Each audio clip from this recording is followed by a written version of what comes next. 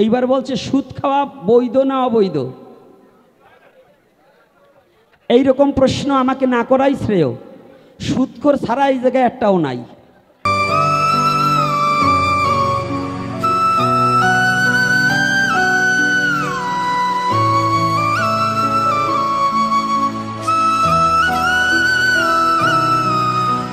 হরে রাম রাম রাম হরে হরে, হরে কৃষ্ণ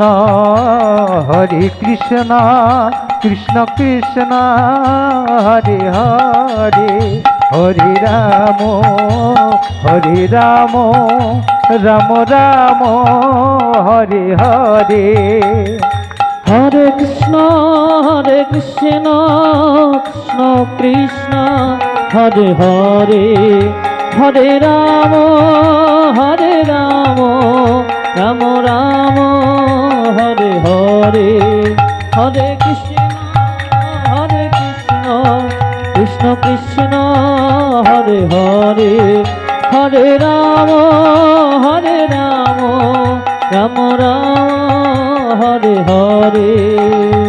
হরে কৃষ্ণ কৃষ্ণ কৃষ্ণ হরে হরে, হরে রাম রাম রাম হরে হরে। হরে কৃষ্ণ কৃষ্ণ কৃষ্ণ হরে হরে, হরে রাম রাম রাম হরে হরে। ধর্ম আর এই যুগের ধর্ম হচ্ছে নাম সংকীর্তন। নাম গেয়ে পয়সা নেওয়ার চেয়ে বড় অপরাধ হচ্ছে এই মুখে অখাদ্য খেয়ে নাম করা। পয়সাটা নিয়ে নামের পয়সা জগতে কেউ দিতে পারে না, আর নাম বিক্রয় করার মতো যোগ্যতাও কারো নেই। তবে আমার জিহ্বাটা রসনাটাকে যদি জয় না করা হয়, শাস্ত্রে বলেছে, পদ্মপুরাণে উল্লেখিত আছে এবং বিবর্ত বিলাসে হরিভক্তি বিলাসে, যাহারা যেমন সর্পের উচ্ছিষ্ট দুগ্ধ যেমন পানের অযোগ্য, তেমন যাহারা এই মুখে অখাদ্য গ্রহণ করে তাদের মুখের হরিকথাও শ্রবণের অযোগ্য।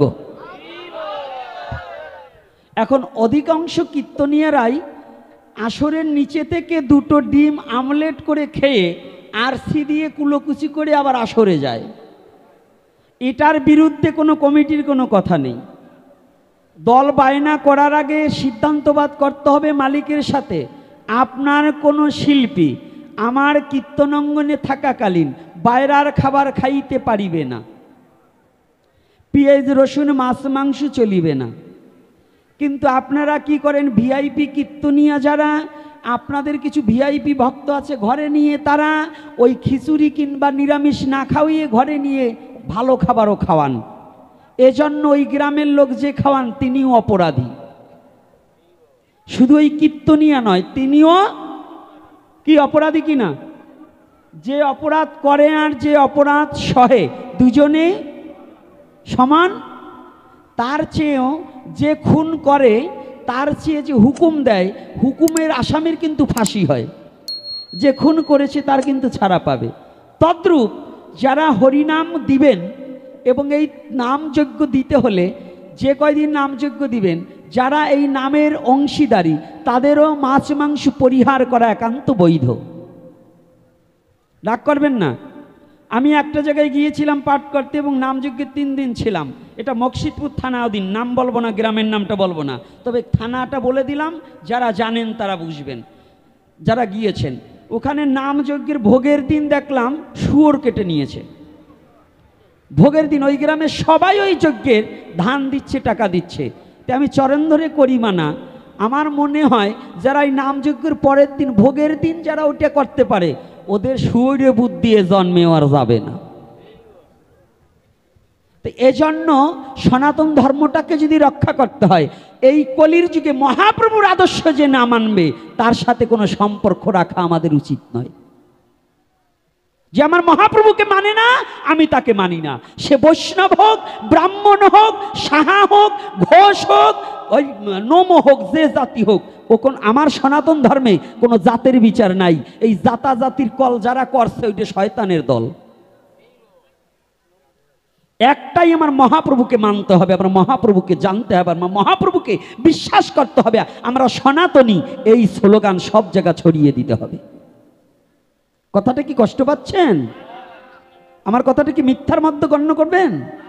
তাহলে আপনার কই নামযজ্ঞের দলের টাকা, ভাগবতের টাকা নেওয়া যাবে না? হ্যাঁ, ভাগবতের টাকা দেওয়ার মতো কে আছেন? একটু দাঁড়ান তো। আজকে আমাকে একজন প্রশ্ন করেছে, ভাগবত পাঠ করে কি টাকা নেওয়া যাবে কি না?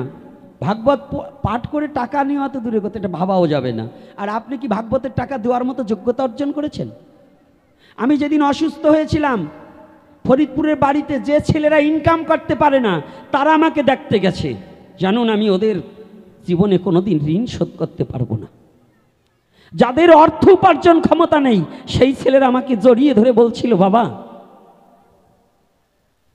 ভগবানের কাছে দুটো তুলসী দিয়ে প্রার্থনা করে আসছি, ভগবান যেন আপনাকে আর কিছুদিন পৃথিবীতে রাখে। কিন্তু আমি সারা বাংলাদেশের কোনো কমিটির সাড়া পাইনি, কোনো কমিটির দলের কীর্তন নিয়ে যে কমিটিতে আমি পাঠে গিয়েছি তারা কোনোদিন আমার সাথে দেখা করতে যায়নি, কিন্তু গিয়েছে এই ছোট ছোট কোমলমতি ছেলেরা।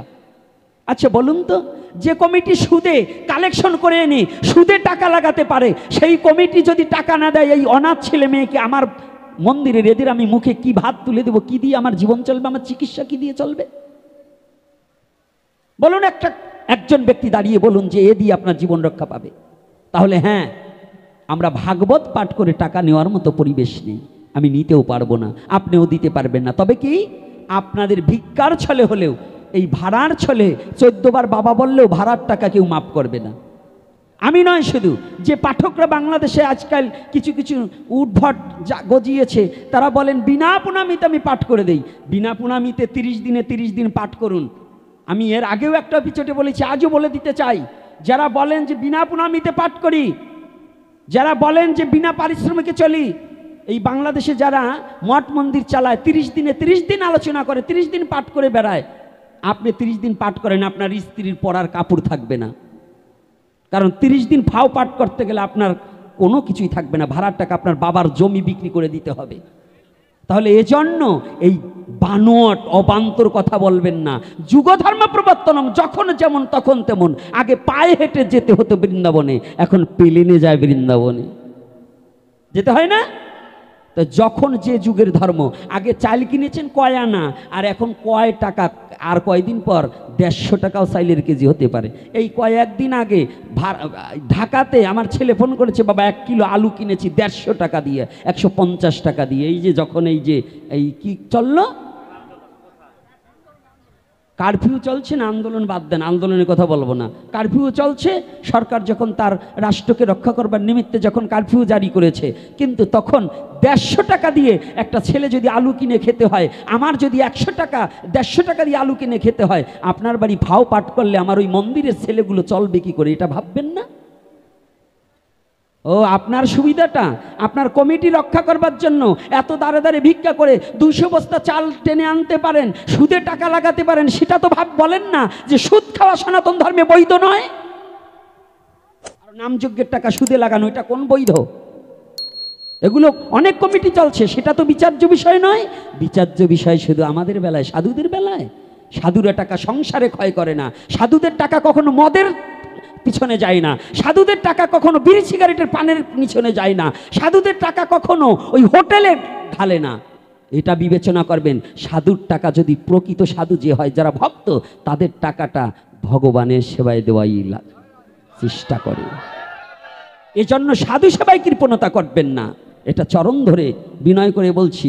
অশাস্ত্রীয় সিদ্ধান্ত দিয়ে কখনো সেই সত্য যুগের কথা এখন টানলে চলবে না।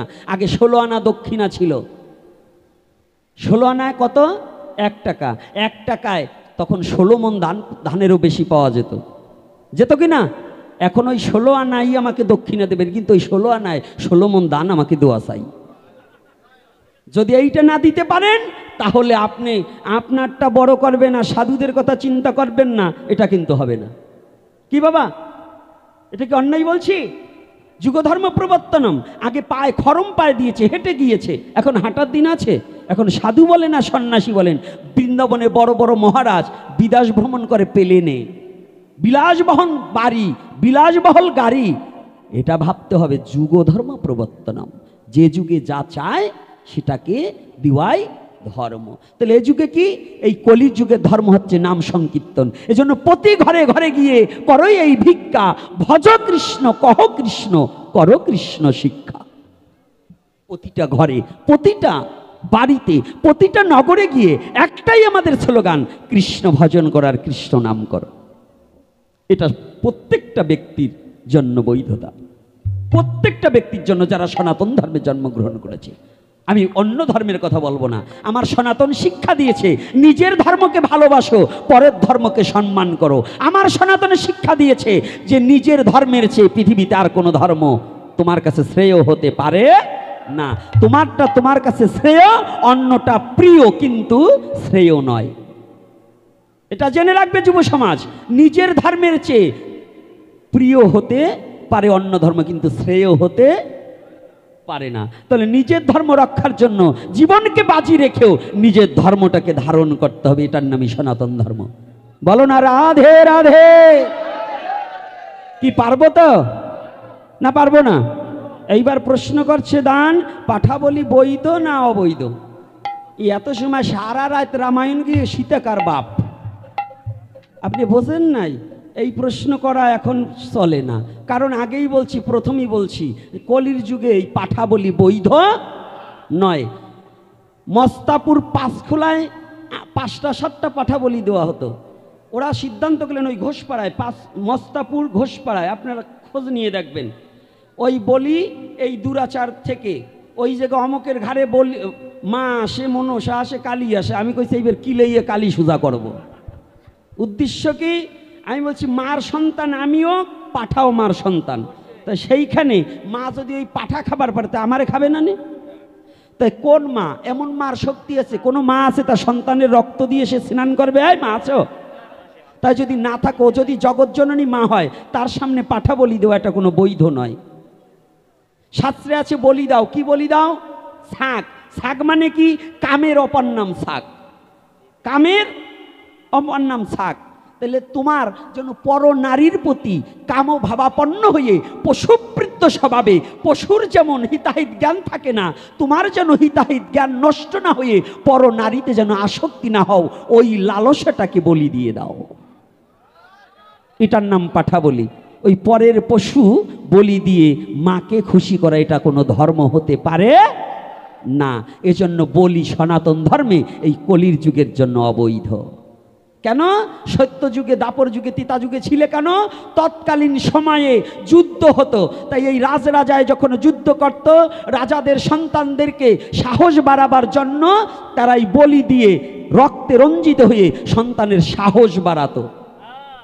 এজন্য তারা বলিটাকে বৈধ বলে ঘোষণা করেছিল। কিন্তু এই কলির যুগে মহাপ্রভু বললেন, আমি এবে অস্ত্র না ধরিব, প্রাণে কারে না মারিব, প্রেম দিয়ে জগৎ ভাসাইব। তাই এজন্য মহাপ্রভুর যুগে কোনো বলি বৈধ নাই। এজন্য যে মানুষই করে ওটাও না, না অত বড় কথা বলবো না, হ্যাঁ ওটাতে ভালোই। একটু শোনো, গণেশ পাগল যে পাগলের সিদ্ধান্ত, এই গণেশ লীলামৃতে ভালো করে একটু পড়িয়ে দেখবেন। হরিবর মনোহর সরকার আর এই গণেশ পাগল কথোপকথন। হরিবর বলছে, মামা কি এই পাঠা বলি? কয় শোন, পাঠা বলি একটা পাঠার সাথে কয়টা পাঠা হয় শুনবি? বলছে কয়টা? বলছে যেটার জন্য মানুষই করে ওইটি এটা পাঠা, যেটা মানুষই করে ওইটি এটা পাঠা, তারপরে কয় যেটা উৎসর্গ করে ওই দিয়ে পাঠা, তারপরে কয় যেটা টাইনিয়ে ধরে ওই দিয়ে পাঠা, কয় তারপরে যেটা কোবায় ওই দিয়ে পাঠা, তারপরে কয় যেটা ছোলে ওই দিয়ে পাঠা, তারপরে যেটা মাংস বিভাগ করে ওই দিয়ে পাঠা, তারপরে কয় যেটা রান্না করে ওই দিয়ে পাঠা, তারপরে কয় যে কয়টায় খায় সেই কয়টাও পাঠা, কয় তারপরে কয় যে কয়টায় দেয় ওই কয়টাও পাঠা। কথাটা বুঝতে পারছেন? তো এই জন্য চরণ ধরে করি মানে এখন প্রশ্ন আসবেন যে আমার ছেলের জন্য আমি পাঠা মানুষই করছিলাম, বাবাজি এখন কি করব? আপনাদের দুহাই ধর্মের মার সাথে বসতে হয়, আমি বসবো, আপনারা আমি থেকে আপনার পাঠা বলি মুক্ত করে দেব। এজন্য আমি ভয় পাই না। এজন্য বলছি, যদি কোনো পাঠা মানুষই থাকে, পাঠা না কিনে ওই একটা পাঠার টাকা সাধু সেবা দিয়ে সাধুগুরু বৈষ্ণবের সেবায় লাগিয়ে দিবেন, কোনো পাঠা বলি দিতে হবে না, কোনো পাঠা বলি দিতে হবে না, আমি কথা দিয়ে যাচ্ছি। আর যদি কোনো কারো এরকম বার আসে, ওই বারালা মহিলার বারালা পুরুষ আমার কাছে নিয়ে যাবেন, 3টা করে চুবনি দিয়ে ছাইড়ে দেবো। কথাটা বোঝেন নাই? এই অশাস্ত্রীয় ব্যবহার আর আমার মহাপ্রভুর আদর্শের বাইরা কোনো কিছু চলতে পারে না। এটা একেবারে জোর গলায়। এইবার বলছে সুদ খাওয়া বৈধ না অবৈধ? এইরকম প্রশ্ন আমাকে না করাই শ্রেয়। সুদখোর ছাড়া এই জায়গায় একটাও নাই। এই জায়গা সুদখোর ছাড়া একটাও নাই। দাঁড়াও, আগে থাবর ঠাবর কম দাও। কারণ যারা ব্যাংকে টাকা দিছো তারাও সুদ খাও, আছে কি না? ব্যাংকেতে সুদ দেয় না, দেয় কি না? স্বর্ণের মহাজনী ব্যবসা যারা আছে তারাও খায়। এইবার আমারও কয়টা চড়াই যায়, আর বলবো না। এই সাধুরাও সুদ খাই। আগে সাধু হইতো ত্যাগী, আর এখন সাধু হয় ভুগী। আগে সাধু সনাতন গোস্বামী, রূপ গোস্বামী, রঘুনাথ, শ্রীরূপ সনাতন ভট্ট রঘুনাথ, শ্রীজীবী গোপাল ভট্ট দাস রঘুনাথ, এই স্বরগোস্বামী নয়, তৎকালীন সময় মহাপ্রভুর পার্শ্বদ যারা প্রত্যেকেই ধনাঢ্য ব্যক্তি, তারা সমস্ত ধন সম্পদ পরিত্যাগ করে একমাত্র গৌর চরণে আশ্রয় নিয়েছে তারা। আর এখন আমরা সাধু হই। আগে খয়রাতির বাচ্চা ছিলাম, সাধু হওয়ার সাথে সাথে 6তলা বিল্ডিং দিলাম, আমার 3খান গাড়ি। কি বাবা, সাধুর এখন স্পেশাল ব্যাংকে নিজের ব্যক্তিগত টাকা থোয়া দিছি। আমি আপনাদের কথা বলছি না, আমার কথা বলছি। তাইলে এই যে দেখেন, এই যে আমার জমকলেরা শনি 2 পাশ দেয় বসে আছে, আমারে পিনিক দেয়, বাবা একটা গাড়ি কিনলে হয় না? মানে ওরা এত বড় পঙ্গু হয়ে গেছে, এখন পায় আর শক্তি পায় না। তা আমি বলছি, বাবা গাড়িতে চড়া সাধু আমি হবার পারি নাই, কারণ এই গাড়িতে চড়া সাধু হতে হলে যা প্রয়োজন আমার তা নাই। তবে আমাকে যেন এতটুকু করে, আমি গাড়ি কেনার যোগ্যতা না থাকলেও যেন আমি যতদিন দেহে প্রাণ থাকে, আমি যেন এই সাধুগুরু বৈষ্ণবের চরণ প্রান্ত থেকে বঞ্চিত না হয়ে যাই। আমি গড়াতে গড়াতে গিয়েও যেন এই সাধুগুরু বৈষ্ণবের চরণ প্রান্তে যেন ঠেকতে পারি। তাই আমি চরণ ধরে করিবা না। এই দুর্যোগ ভাবাপন্নের উপরে বেশি আলোচনা করা যাবে না। এই দাঁড়িয়ে দাঁড়িয়ে ভক্তদের যন্ত্রণা দেওয়া যাবে না। এরপরে যদি কোনোদিন কোথাও অনুষ্ঠান করেন, একটু বেশি জায়গার উপরে শক্ত একটু ব্যবস্থা করে সাধুদেরকে আনবেন, কারণ না হইলে ভক্তরা কষ্ট পায়। আমার খুব কষ্ট হলো আজকে। আর আজকে দ্বিতীয় প্রশ্ন করছে দান, সুদ খেলে তার মানে শাস্তি কি ব্যবস্থা, এই ব্যবস্থার কথা এই আমি বলবো না। এটা আমার আজকে আমার বলার বিষয় নয়। যদি আপনি একা একা পাইরেন, তারপরে আমি যাব, তার আমার কাছে যাইয়েন, আমি বলিয়ে দেবো। এই ভাগবতের আসরে আর কোনো প্রশ্ন হবে না, এই ধরনের প্রশ্ন করবেন না। কারণ একটু বলি, দাঁড়াও, যদি বৃন্দাবনে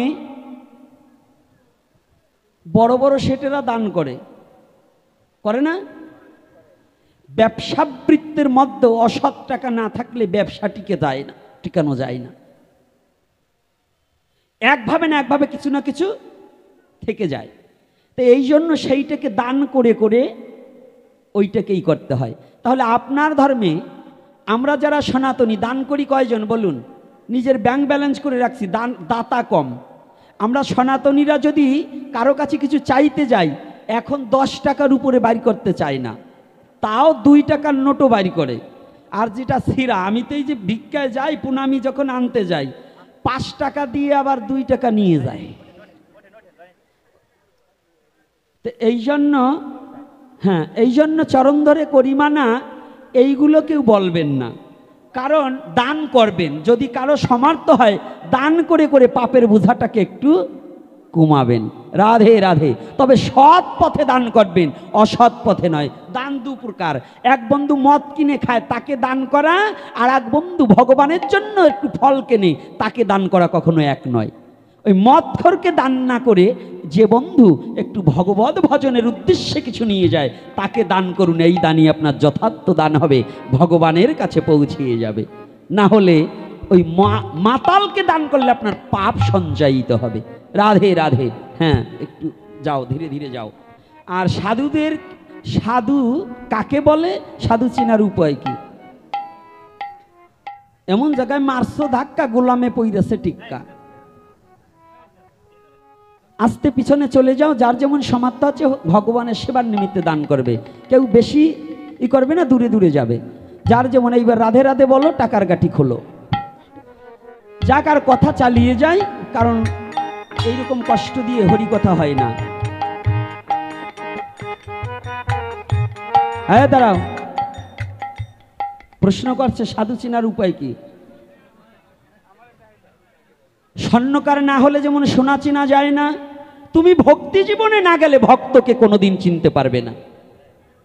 অসুর হয়ে অসুরের সাথেই দেখা হবে, ভক্তের সাথে দেখা কি সাধু বাবা হবে?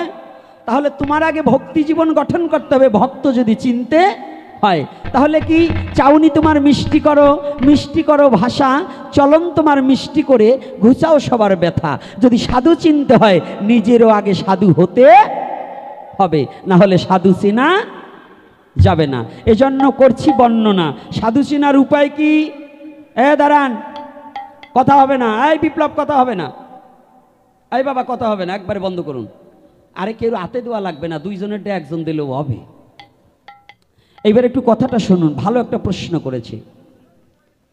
সাধু চিনার উপায় কি? আপনি সাধু চিনবেন আহার বিহার যার শুদ্ধ না হয়েছে, যার খাদ্য কারখানা অখাদ্য কুখাদ্য দূরীভূত না হয়েছে, এখনো পশুবৃত্ত স্বভাব যার দূরীভূত হয়নি, তিনি যত মোটা মালাই নোক আর এই তিলকি পড়ি, কালো তিলকি পড়ি আর সাদা তিলকি পড়ি, জানিয়ে রাখিবে। ডক্টর মহানামব্রত ব্রহ্মচারীজি দশম স্কন্দ ভাগবতকে পঞ্চম খণ্ডে বিভক্ত করিয়াছেন। তার প্রথম স্কন্ধে লিখিয়াছেন, যিনি রসনাকে জয় করেনি, আকাশ দিয়ে উড়িয়া গেলেও জানিয়ে রাখিবে তিনি তান্ত্রিক, কৃষ্ণ ভজনের লেশ মাত্র তিনি জানে না। কি কথাটা কি কষ্ট পাচ্ছেন? পান বিড়ি সিগারেট মদ গাঁজা তাস অবৈধ নারী সঙ্গ এবং মাছ মাংস আহারকারী কখনোই সাধু হওয়া সম্ভব নয়। আকাশ দিয়ে উড়িয়ে যাবে, তার কথায় রোগ সেরে যাবে, কিন্তু বৈষ্ণব হতে পারবে না। একেবারে পরিষ্কার কথা, আমি বলছি না। কোথায় বলছে? শ্রীমদ্ ভগবত গীতায়। কোথায় বলছে? সপ্তদশ অধ্যায় এবং ষোড়শ অধ্যায়, ষোড়শ এবং সপ্তদশ, এ দুটো অধ্যায়ের মধ্যে খাদ্যের গুণগত মান বর্ণনা করা আছে। যারা আমার কথা বিশ্বাস না করেন, শ্রীমদ্ ভগবত গীতা খুলে দেখবেন, কোন খাদ্য খাইলে আসরিক ভাবাপন্ন শক্তি হয়, কোন খাদ্য খাইলে দৈব ভাবে ভাবাপন্ন হয়। তাই অসুর আর দেবতা কখনো এক হয় না। তাই খাদ্যের মধ্য দিয়ে অসুর আর দেবতাকে চিনা যায় কি না? যায় তো? এরপরে যদি আপনাদের কোটালীপাড়ায় আসি, আজকের পরিবেশটার মধ্য দিয়ে আমি আলোচনা গোছাতে পারলাম না, এটা আমারও ব্যর্থতা, আপনাদেরও ব্যর্থতা। আর দ্বিতীয়তে, আজকে জুরান কর্মকার মহাশয় এহলোক থেকে পরলোকে গমন করিয়াছে, যিনি তার পুত্রদয়ের আয়োজনে আজ এই হরিকথা শ্রবণ করলেন আপনারা। এই পুত্রদয়, পুত্রের কেন প্রয়োজন কি বলবো? এইটা না বললে তো থেকে যাবে প্রশ্নটা আমার প্রতি। তাই স্বল্প সময়ের মধ্য দিয়ে আমি মীমাংসা দিতে চাই, কারণ আজকের পরিবেশটা একেবারে আমার দুরবস্থা। তাই তো বাবা, কেউ বসতে না পারলে হরিকথা শ্রবণ করার মন জাগে না, জাগে? তাই পুত্রের কেন প্রয়োজন? পুত্র নামক নরক হইতে করিবে ত্রাণ, এই কারণে পুত্র নাম দিলেন ভগবান। তো পুত্র হলে কি? হিরণ্যকশ্যপের মতো পুত্র হলে হবে না, প্রহ্লাদের মতো পুত্র হতে হবে। যদি তুমি পুত্র হও, একই দরজা দিয়ে মূত্র আর পুত্র দুটো বস্তুই এক দরজা দিয়ে আসে। পুত্রকে যে পুত্র হরিভজন করিয়া হরিভক্ত প্রণয়তা হইয়া পিতামাতা ইহলোক থেকে পরলোকে গমন করিলে ভগবানের কাছে পুষ্পার্ঘ্য দান করে চোখের জলে ভেসে ভেসে বলতে পারে, হে গোবিন্দ, অন্তত আমার পিতাকে তোমার চরণ প্রান্তে একটিবার স্থান দাও। তো ভক্ত একমাত্র ভগবানকে ডাকতে পারে, ভক্তই একমাত্র ভগবানের কৃপা পেতে পারে। তাই ভক্ত পুত্র পারে তার পিতাকে মুক্তি দিতে। তাই যে পিতার পুত্র শুদ্ধ কৃষ্ণ ভক্ত হতে পারে, ওই পুত্রই একমাত্র তার পিতামাতাকে মুক্তি দিতে পারে। এজন্য প্রতিটা পিতামাতা একটা পুত্র সন্তান, কন্যা সন্তানের প্রয়োজন হয়, যেন আমার আত্মাটার মুক্তির ব্যবস্থা ওই পুত্র সন্তানেরা করতে পারে। তাহলে আজ থেকে আমাদের এই যেমন আজকে যে বাবা যে বাড়িতে আমরা উপনীত হয়েছি, এই অশোক বাবা, তারা 4 ভাই ছিলেন। এক ভাই পৃথিবী থেকে গমনাগমন করেছে। আর যারা আছে আপনারা সকলে একটু প্রার্থনা করবেন। ভগবানের কাছে আমিও প্রার্থনা করি, সেই জুরান কর্মকার মহাশয় যেখানে যে অবস্থায় থাকুক না কেন, আজকে এই হরিকথার জন্য, এই সাধুগুরু বৈষ্ণবের কৃপার জন্য যেন ভগবত ধাম প্রাপ্তি হয়। আর তার পুত্র পুত্রাদি যাহাদের এহলোকে রাখিয়া গিয়েছেন, তাহাদের যেন মনের দুর্বুদ্ধি নাশ হয়ে যেন শুদ্ধ কৃষ্ণ প্রেম ভক্তি জাগ্রত হয়। আমি অন্য কোনো প্রার্থনা আমি করি না, কারণ আমার প্রার্থনাটা ওই যে অনেকে বলে প্রণাম করে তোমার মনোবাসনা পূর্ণ হোক, আমি এটা বলি না, কারণ তার মনে তো খারাপ বাসনাও থাকতে পারে। কৃষ্ণ ইচ্ছা পূর্ণ হোক, কৃষ্ণ ইচ্ছা পূর্ণ হোক, কিন্তু কোনো জীবের বাসনা যেন পূর্ণ না হয়। জীবের বাসনায় কখনো ভগবত প্রেম উৎপন্ন হয় না, জীবের বাসনায় কামনার উৎপত্তি হয়। জীবের বাসনায় কি হয়? কামনার উৎপত্তি হয়। কামনায় কি হয়? প্রেম শূন্য হয়। প্রেম শূন্য হলে কি হয়? অসুরত্ব প্রবৃত্ত জাগে। অসুরত্ব প্রবৃত্ত জাগলে কি হয়? তাতে ভগবত চরণ থেকে বিচ্ছিন্ন হতে হয়। এজন্য যেন কৃষ্ণ ইচ্ছা পূর্ণ হয়, যেন ভগবানের প্রতি সবার প্রেম ভক্তি লাভ হয়, এই আশা ব্যক্ত করে আমি আর দীর্ঘায়ু করতে চাই না, কারণ সাধুরা সবাই দাঁড়িয়ে আছে। আমি বসে থেকে আমার খুব কষ্ট হচ্ছে। আবার যদি আপনাদের সাথে কখনো দেখা হয়, আবার কৃপা করে আপনাদের চরণ প্রান্তে যদি আমি আসতে পারি, তাহলে হরিকথা আরও 1 ঘন্টা বাড়িয়ে বলবো, নাকি? রাধে রাধে। 1 ঘন্টা বাড়িয়ে বললে হবে তো? হ্যাঁ, এরপরে হবে তো? এরপরে তো বলবেন ওই পুরা মুখটার মুখ দেখবই না। হ্যাঁ, না, এত বলবো না। আরে ভজন গান এই কাদার ভিতর বিটাকে দাঁড়াইরা করে রাখি ভজন হয় নাকি? ভজন হয় না। সংক্ষিপ্ত একটা প্রশ্ন করছে দান, আমাকে বলছে বাবা গুরু সেবায় কি মাছ লাগে? এই বাবা বসেন, সাধু বাবা, আপনারা উঠলে কিছু থাকে না, দাঁড়িয়ে 2 মিনিটের মধ্যে কথাটা সেরে দেই। এ এত চোরেও বোঝে, গুরু কৃষ্ণ যদি অবেদাত্মা হয়, তো গুরু সেবায় মাছ লাগে কোন কথায়? কৃষ্ণ সেবায় যদি মাছ না লাগে, তো গুরু সেবায় মাছ লাগে, এটা বৈধ নয়, এটা সম্পূর্ণ অবৈধ। কোনো শাস্ত্র গ্রন্থে কোথাও দেখাতে কেউ পারবে না। যদি কেউ বলে, আমি চ্যালেঞ্জ দিয়ে যাচ্ছি, যদি কেউ বলে যে গুরু সেবায় মাছ দেওয়া শাস্ত্রে আছে, কবে কখন কোন দিন বসবে, আমি তার সাথে বসতে রাজি। যদি সে শাস্ত্র থেকে, 2টো শাস্ত্র থেকে প্রমাণ দিতে পারে, আমি সারা জীবনের তরে তার দাস হয়ে যাব। আমি কথা দিয়ে যাচ্ছি, সারা জীবনের তরে তার দাস হয়ে যাব। গুরু সেবায় কোনো মাছ লাগে না। তাহলে কি এগুলো হচ্ছে লোভ সম্বরণ না করতে পেরে কোনো কোনো গুরুরা এইটাকে প্রচার করেছে, কিন্তু এটা বৈধ নয়। চরণ ধরে করিমানা, সদ্গুরুর কিন্তু এই নিশানা নয়। তাই সদ্গুরু খোঁজার চেষ্টা করবেন। তো সদ্গুরু ছাড়া দীক্ষা, শিক্ষা, মালা, হরিনাম যাই বলেন, সদ্গুরু ছাড়া গ্রহণ করা বৈধ নয়। এজন্য বলছে আহার বিহারের প্রতি একটু লালসা কমাতে হবে। তাই চরণ ধরে করিমানা, আমার কথায় কেউ ব্যথা পাবেন না। যে যে প্রশ্ন ছিল আরও বিশদ করে আলোচনা ছিল, কিন্তু সেটা এই মুহূর্তে এখন সম্ভব না। কি বাবা সম্ভব? এই ভক্তদের কষ্ট দিয়ে এইভাবে হরিকথা হয় না। তা আজকের মতে হরিকথা এখানে বিশ্রাম রহিল। প্রেমানন্দে ভক্তগণে একবার হরি হরি বলো। এইবার মাস্টার মশাই একটা গান গাও। হরে হরে কৃষ্ণ কৃষ্ণ কৃষ্ণ হরে হরে, হরে রাম রাম রাম হরে হরে, হরে কৃষ্ণ কৃষ্ণ কৃষ্ণ হরে হরে, হরে রাম রাম রাম হরে হরে, হরে কৃষ্ণ কৃষ্ণ কৃষ্ণ হরে হরে, হরে রাম রাম রাম রাম হরে হরে, হরে হরে কৃষ্ণ বাহু তুলে হরিবা কৃষ্ণ কৃষ্ণ হরে হরে হরে রাম রাম রাম হরে হরে হরে কৃষ্ণ কৃষ্ণ কৃষ্ণ হরে হরে হরে রাম